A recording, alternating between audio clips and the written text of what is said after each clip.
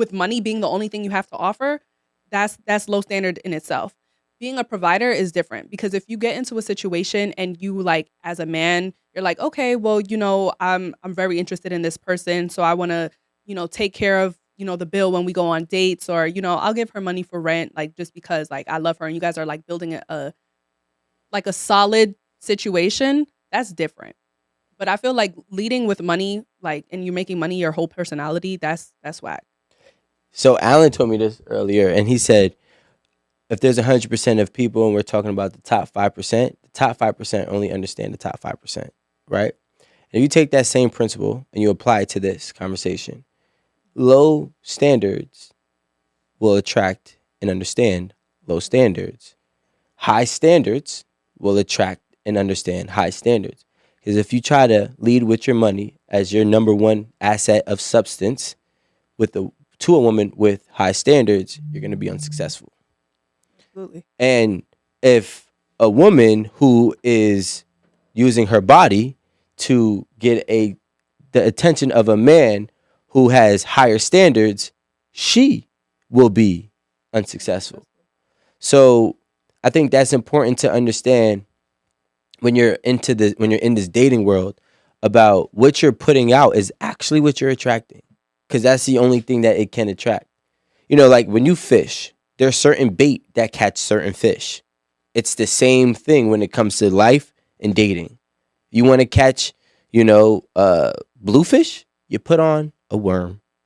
You want to catch a shark, you're going to have to put on a chunk of meat, right? So like the bigger the fish, the more you realistically have to put out there. And that's the best way I could explain it.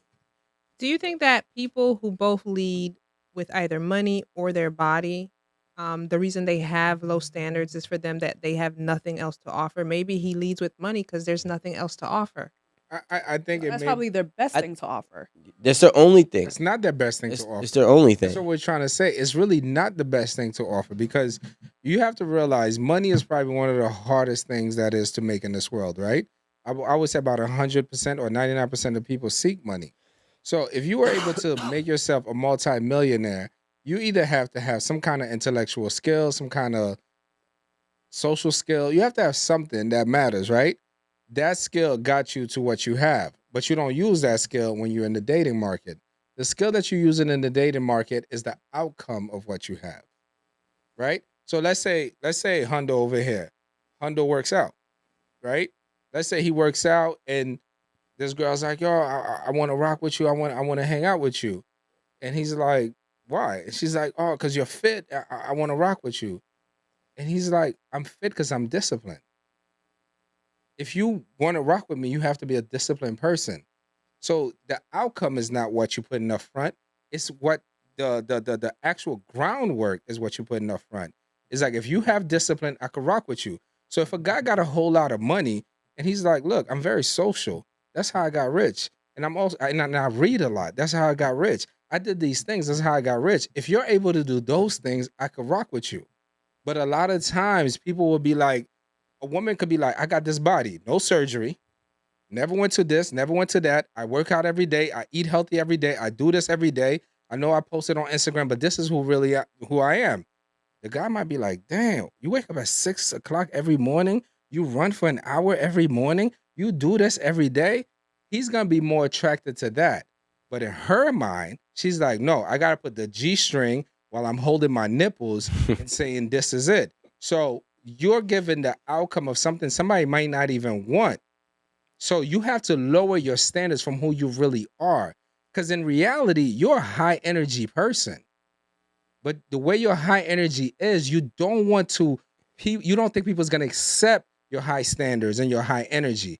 So in order to fit in, you lower your standards as low as you can so people could connect with you. But the thing about that is people are only going to perceive you for what you put out there. So if you do have high standards somewhere in there, we're not going to know. Like, no one's going to know. If all we see is the nipples and the half naked pictures on Instagram, that's a swipe left. I don't know how the thing goes. Swipe right, swipe left, whatever. It's the actually fuck. swipe up now. Just swipe up next. Like no one is going to, not no one, but the person who is going to be interested in that version of you is probably not going to be interested in all of the high standards that you do have. yeah. And I also want to disagree with Alan. I believe that majority of the men with money or people with money are scam artists and con artists. That's how they got successful.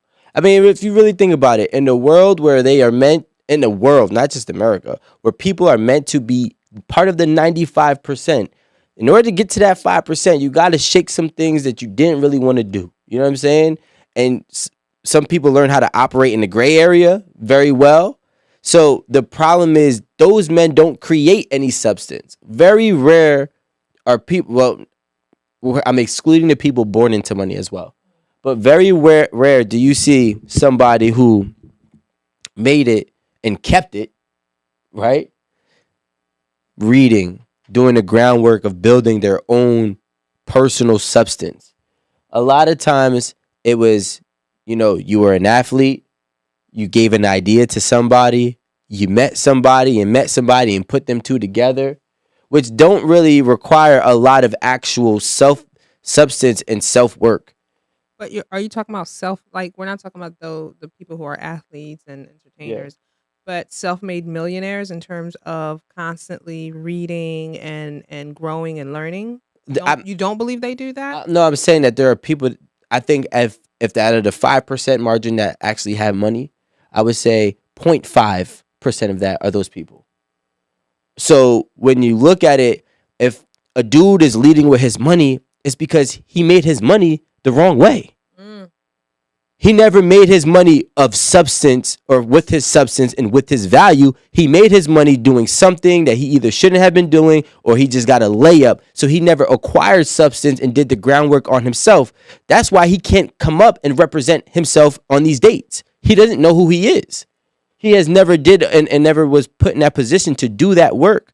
So when he goes out and now he's getting the girl who's just basically willing to do whatever he says, or showcase her body just so she could be in the same room as somebody with money, you have, again, two people with no substance that are clicking up together having no outcomes or no longevity, I should say.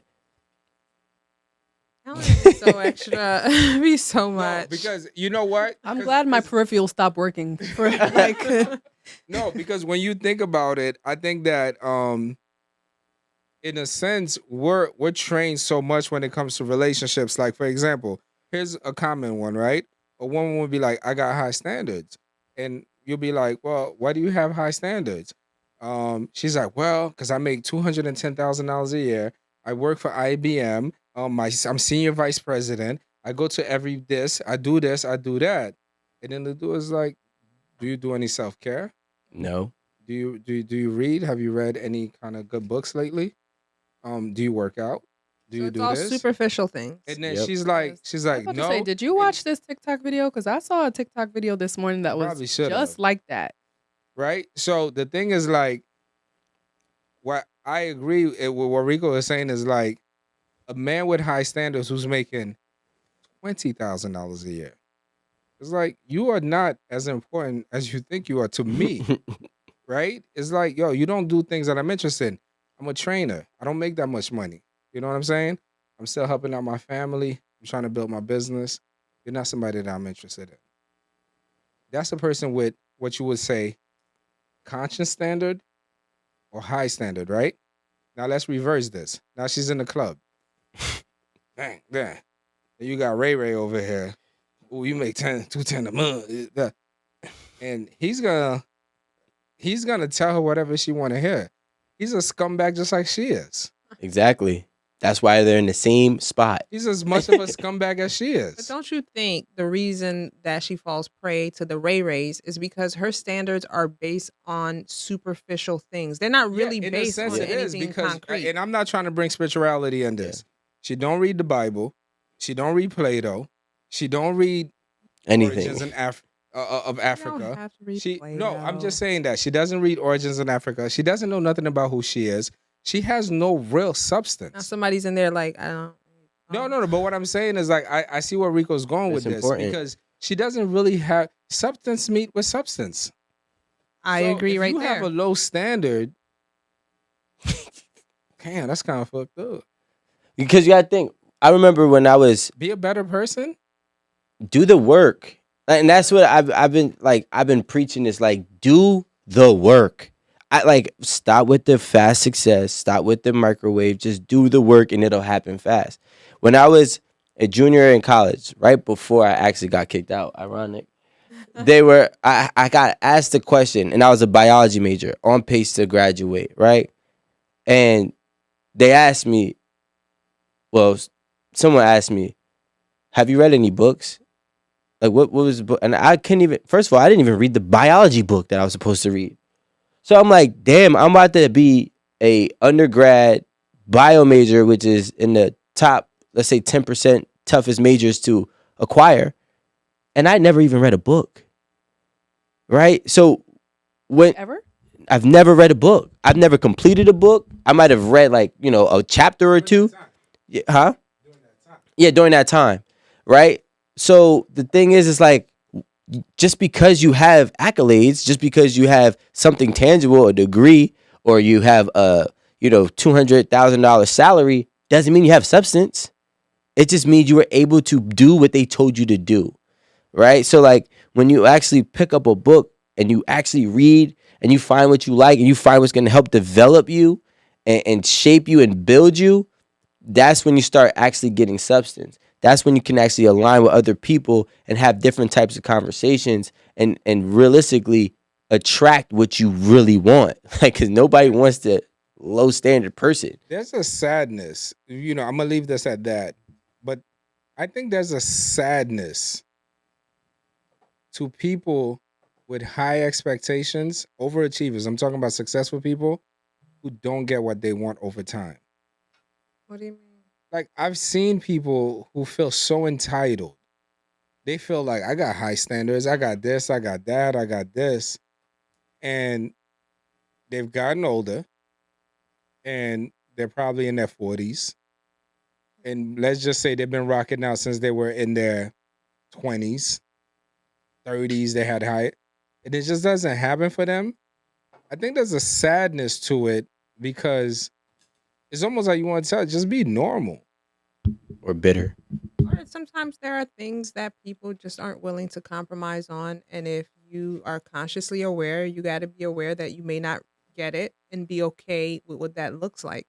And I've read a few people who are like, I'm okay if I don't get it. Like I like my life will go on, but I'm not willing to compromise on certain things. And I'm not talking about superficial things, but there are things that they're just not. And some might say, oh, your standards are too high.